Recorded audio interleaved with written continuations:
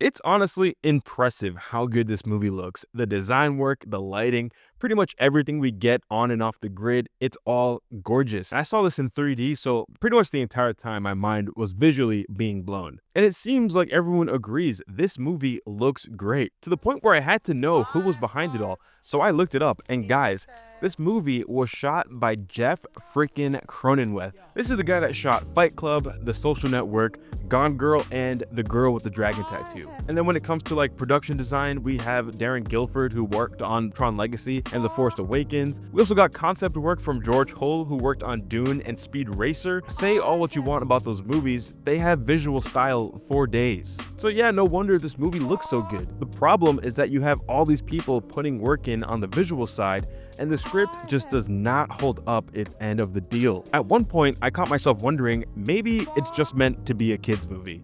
But then as the film goes on, I was like, maybe it was written by kids. And I'm not trying to be like disrespectful or anything, but the dialogue is so incredibly bland and convoluted that I had to question if AI was involved in like finishing this script. And the weird part is, Tron as a concept should be perfect for this moment in time. It's about, artificial intelligence and programs wanting to live like humans, and we're literally living in the middle of like an AI conversation where people are falling in love and having relationships with ChatGPT. Tron Ares has nothing to say about it. It goes for the easiest possible version of that with an AI that learns to love. They even throw in a Frankenstein reference as if like a sophomore year literary nod can automatically make this profound. It just makes you wish that the filmmakers had engaged with the idea for more than 5 minutes. For example, take Ares, played by Jared Leto. The whole movie is built around him, but we never get a real sense of why he's doing anything. He's supposed to be this like program developing humanity,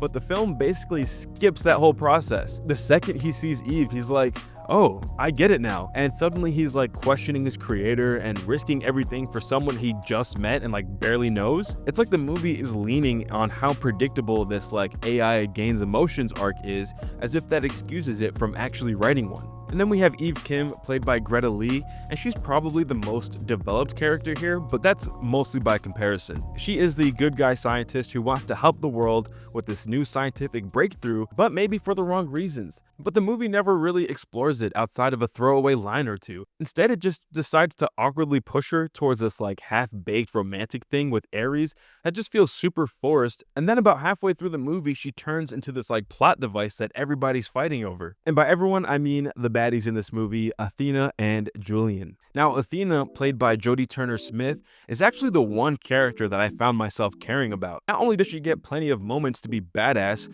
but she's the only person in this movie that acts according to normal narrative rules. While everyone else just bends to whatever the story requires, Athena stays true to her logic and her purpose from start to finish, which ironically makes her the most human person in the whole movie. And then there's Julian Dillinger, played by Evan Peters, and he's like the classic corporate villain. He's this, insecure legacy kid who spent his life trying to outdo his family name, and the movie leads into that, pretty perfectly. He is this huge pathetic loser, but an entertaining one, and honestly, he feels like the only person that knows exactly what kind of movie he's in, and I mean that in a good way. And then the more I thought about it, the more I realized this story probably isn't this messy by accident. Tron Ares has been in development limbo for 15 years.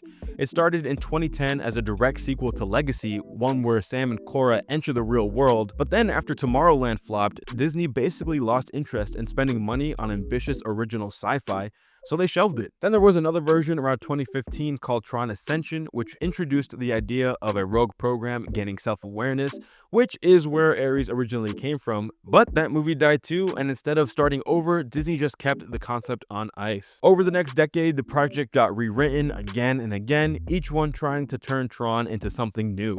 One version was emotional and sleek, the other one was dark and introspective, and by the time this version finally went into production, it wasn't anyone's passion project anymore. It was just the one that made it through the corporate filter. And I feel like that is the key to understanding it. Tron Ares didn't happen because someone had a story to tell. It happened because Disney felt like they needed Tron to exist again. The 9 Inch Nails score is great, probably one of the best things in the film outside of the visuals, but even that at times can kind of overpower everything else. Like, there's scenes where the music is just completely swallowing the world, where I feel like there'd be really cool like Foley and like sound effects happening, and it is kind of distracting. And then when the movie slows down long enough to let you breathe, you really start to feel how artificial the whole thing feels. It's not like a lack of emotion, it's a lack of intention. Maybe this movie exists because Disney wants to sell more toys or get people on the Tron ride at Magic Kingdom. I don't know, but it sure doesn't feel like it exists because someone had a story to tell. And I know this sounds ridiculous, but Kingdom Hearts 2 honestly did Tron better. That world had all the complicated BS normally found in the Kingdom Hearts franchise, but by the end, Tron felt like one of the homies, and somehow a crossover from a 2005 PS2 game managed to hit the human side of the idea better than a $200 million movie in 2025. But here's the thing, it could still work. I will gladly spend more 3D movie money on something that looks this cool, but if nobody is willing to build something meaningful or even entertaining on top of it, then it's just a lot harder to justify it. But I promise, if Disney finds a filmmaker that actually has something to say through Tron and not just about Tron, then I'll go watch it. So yeah, if you are gonna 100% watch this movie, I definitely recommend watching it in 3D. And if you don't care about visual spectacle, then skip this movie altogether. You're not gonna miss much. If you saw this movie, let me know what you thought down below. I'll see y'all on the motherfucking grid. Peace.